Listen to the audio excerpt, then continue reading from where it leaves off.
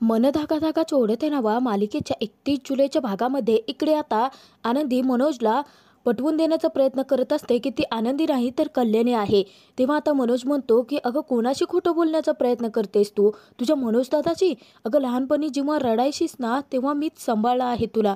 मनोज दादा आता खूप हळवे झालेले असतात। ते आनंदीला सांगतात की लहानपणी तुला सांभाळायचो, परंतु आता साधं मी स्वतःलाही सांभाळू शकत नाहीये। घरात तर काहीच काम करत नाहीये मी, साधा हातभार सुद्धा लावत नाही मी कशाला। आई अण्णा लीना तिघेही त्रासलेत मला। तू निघून गेली आणि त्यानंतर घराची सगळी जबाबदारी माझ्यावरती आली। मनोज आता आनंदीला विनंती करतो। तो म्हणतो की प्लीज तू एकदा आई अण्णाशी भेटून तरी जा ना गं, त्यांना खूप बरं वाटेल। त्यावरती आता आनंदी सांगते की हे बघा माझ्यावरती विश्वास ठेवा, मी हेच सांगण्याचा प्रयत्न करते आहे की मी तुमची आनंदी नाही तर कल्याणी आहे।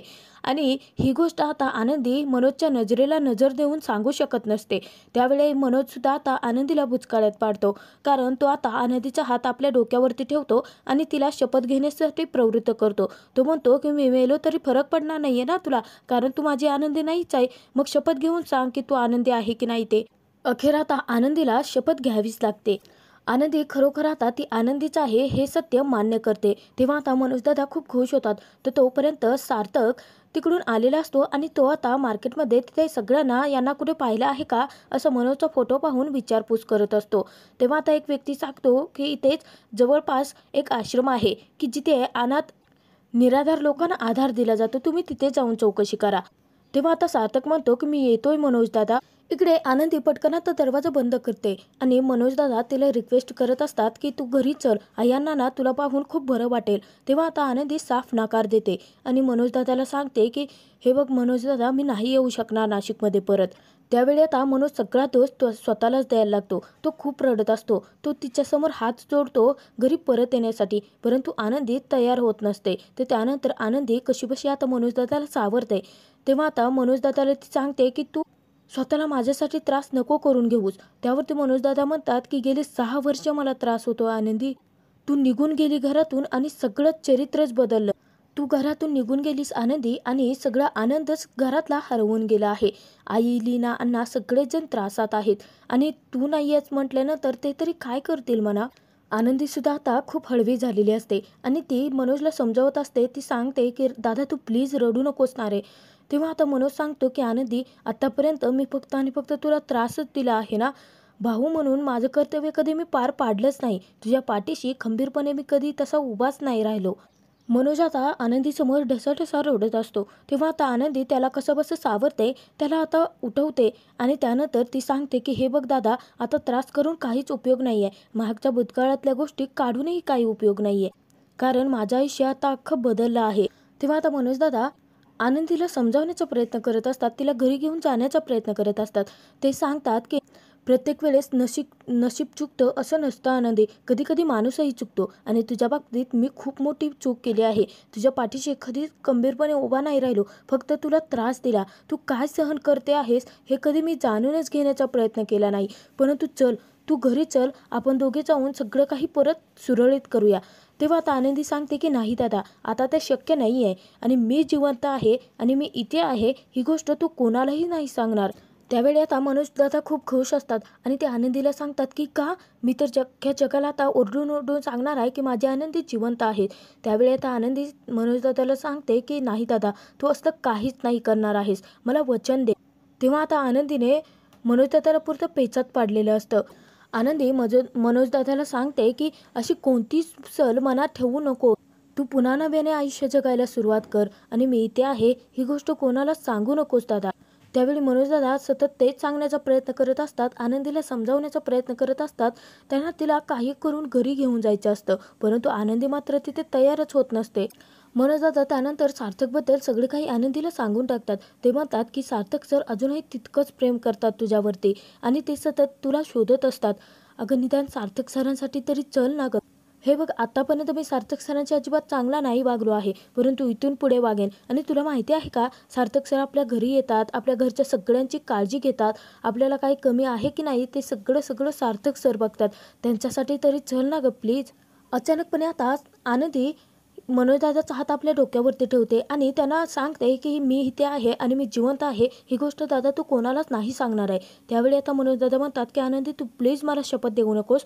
तेव्हा आनंदी सांगते की मी तुला शपथ दिली आहे दादा. तेव्हा आता मनोजदादा सांगतात की आनंदी ही अशी शपथ घालून तू स्वतःचंच नुकसान करून घेतेस.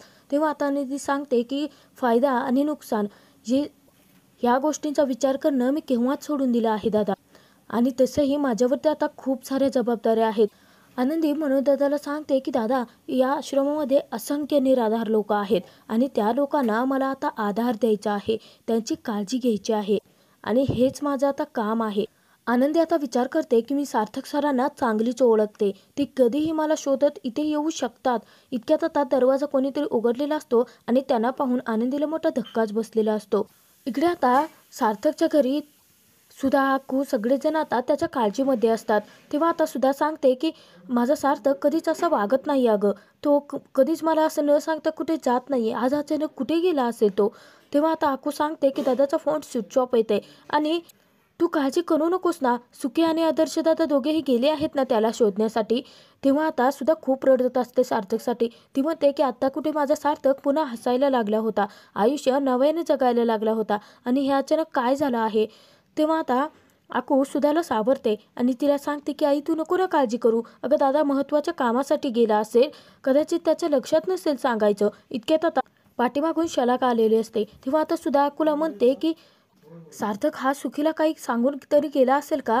तेव्हा आता शलाका म्हणते की हो, सुखदाला नक्कीच तो काही ना काहीतरी सांगून गेला असेल.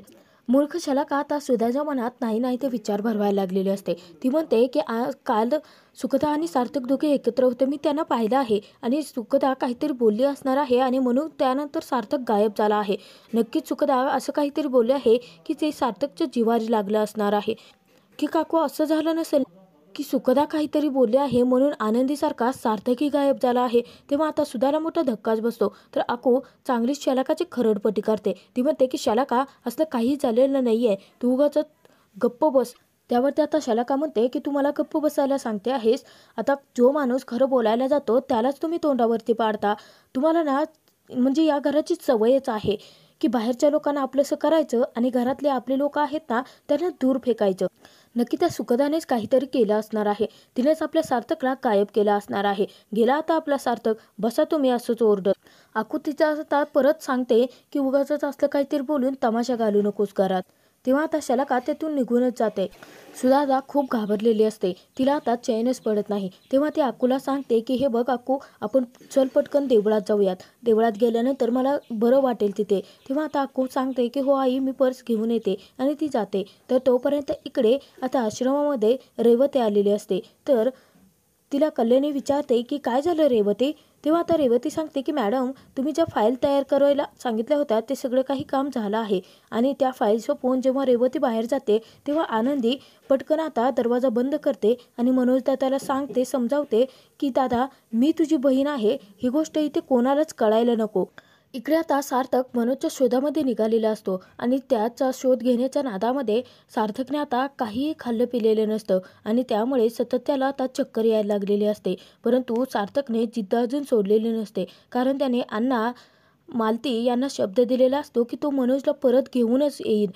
तर त्यानंतर सार्थकला आता अचानकपणे चक्कर येते आणि तो रस्त्याच्या कडेलाच पडलेला असतो. काही वेळानंतर आता आज सार्थकला सुखदा आणि आदर्श दादा दोघेही शोधत आलेले असतात. अचानकपणे सुखदाचं लक्ष जातं तेव्हा आदर्श आणि सुखदा दोघेही खूप घाबरलेले असतात. दोघे आता पळत येतात आणि सार्थकला कसं तरी सावरतात आणि दोघे आता तिकडे घरी घेऊन जातात. तर तोपर्यंत इकडे मालती अण्णा सगळेजण आता मनोजच्या येण्याकडे डोळे लावून बसलेले असतात. अण्णा आता मालतीला सांगतात की असं हातावरती हात ठेवून बसून राहण्यात काहीच अर्थ नाही आहे, आता आपल्याला मनोजला शोधावं लागेल. मी जाऊन पटकन आता पोलीस स्टेशनमध्ये त्याचा फोटो देतो आणि कंप्लेंटही, ते शोधतील आणि तसंच आता एस.टी. स्टँड वगैरे तिथे सगळीकडे चौकशी करतो. तेव्हा आता लीना सांगते की अण्णा मला घरी बसून चैन नाही पडणार, मीही तुमच्यासोबत येते अण्णा शोधायला. इतक्यात आता अण्णांचा फोन वाजतो आणि अण्णांना फोन आलेला असतो मनोजचा, तोही कल्याणीच्या मोबाईलवरून. मनोजचा आवाज ऐकून आता सगळेजण खूप खुश होतात आणि अण्णांना तर मोठा धक्काच बसतो. अण्णा म्हणतात की मनोज गधड्या कुठे होतास तू. तर मालतीसुद्धा आता सांगायला लागते की अहो यांना मनोजला विचारा ना की नक्की कुठे आहे तो, कसा आहे. मनोज आनंदी सगळं काही ऐकत असतात. तर आनंदीला इतक्या वर्षानंतर आपल्या आईवडिलांचा आवाज ऐकून खूप भरून आलेलं असतं, अश्रू दाटून आलेले असतात. तर मालती आता मनोजला विचारते की अरे मनोज बाळा, कुठे आहेस तू? जायचं होतं तर सांगून जायचं ना बाळा आम्हाला. तेव्हा आता मनोज सांगतो की अण्णा, मी संगमनेरला एका आश्रमात आहे. त्यावेळी आता सगळ्यांनाच प्रश्न पडलेला असतो. तर अण्णा विचारतात की आश्रमात? अरे पण तू तिथे कसं काय पोहोचला? तेव्हा आता लीना खूप रडत असते आणि ती मनोजला विचारते की अहो, तुम्ही तिथे कशी काय पोहोचलात? तुमच्या पाठीमागे तर गुंड लागले होते ना, त्यांनी तुम्हाला काही केलं तर नाहीये ना? तेव्हा आता लीनाला मनोजची काळजी वाटत असते. तेव्हा आता मनोज सांगतो की माझी काळजी तुम्ही करू नका, मी इथे आश्रमात आहे. आणि तुम्हाला एक गोष्ट माहिती आहे का अण्णा, इथली माणसं खरंच खूप चांगली आहेत. मी इथल्या निराधार गरजू लोकांची सेवा करतो आणि 2-4 दिवसानंतर मी परत माघारी येतो, चालेल का? तेव्हा आता अण्णा म्हणतात की हो चालेल.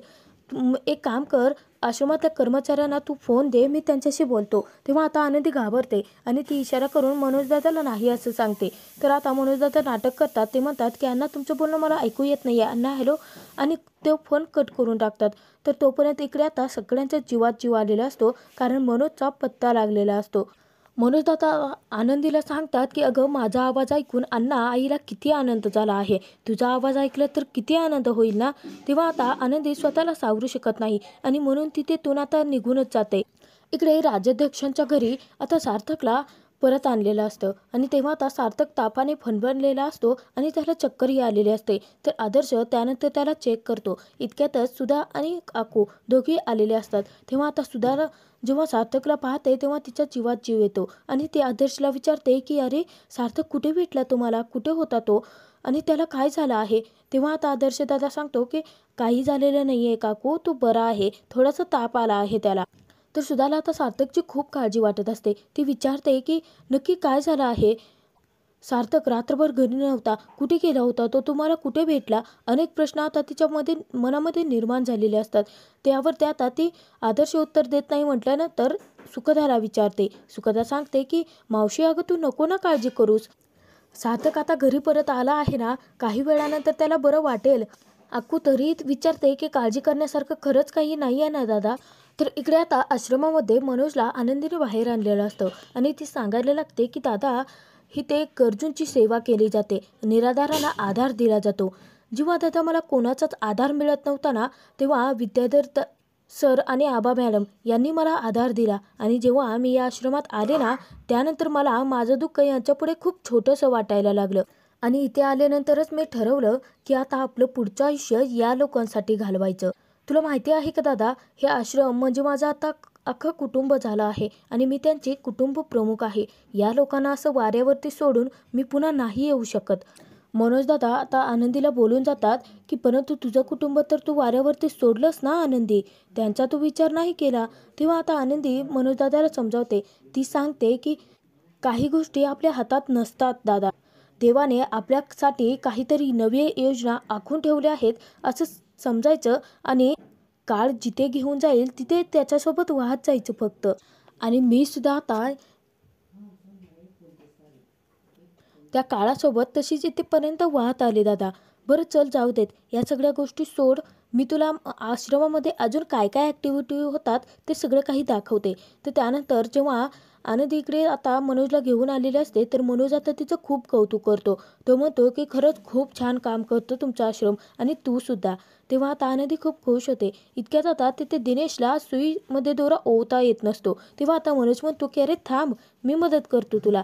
आता मनोजला पूर्वीसारखं हसताना पाहून आनंदी सुखावलेली असते. ती एकटक आता मनोजकडे पाहतच राहते आणि ती विचार करते की दादा, या 2-4 दिवसामध्ये जर मला तुला सावरता येईल ना, तर मग अख्खं घर मी सावरू शकते. हा भाग आता इथेच संपतो. पुढील भागात आपण पाहणार आहोत की सार्थकची तब्येत ठीक नसताना सुद्धा आता मनोजला शोधण्याचा तो हट्टच धरून बसलेला असतो. तेव्हा आता सुखदा त्याला समजावण्याचा प्रयत्न करत असते. ती सांगते की सार्थक प्लीज ऐक माझं, तू असं बाहेर जाऊ नकोस, मनोज दादाला मी शोधते, सगळेजण शोधण्याचा प्रयत्न करत आहेत. तेव्हा आता सार्थक म्हणतो की नाही, जर मनोज दादाला मी नाही शोधू शकलो तर स्वतःला नाही माफ करू शकणार आणि तसंही मी त्यांना शब्द दिला आहे, मी त्यांना शोधून आणतो. तेव्हा आता सुखदा सार्थकला परत बेडवरती झोपवते आणि त्याला सांगते की सार्थक प्लीज ऐक माझं, तुझी तब्येत बरोबर नाही आहे. आदर्श दादा पोलिसांना घेऊन मनोजदादांना शोधतोय आणि जर तुला काही झालं ना सार्थक, तर मी स्वतःला नाही माफ करू शकणार. तर आता मनोजचा शोध घेत घेत सार्थक हा आनंदीपर्यंत जाऊन कसा पोहोचणार हे पाहणं खूप मनोरंजक ठरणार आहे. हे पाहण्यासाठी आत्ताच आपल्या चॅनलला सबस्क्राईब करा.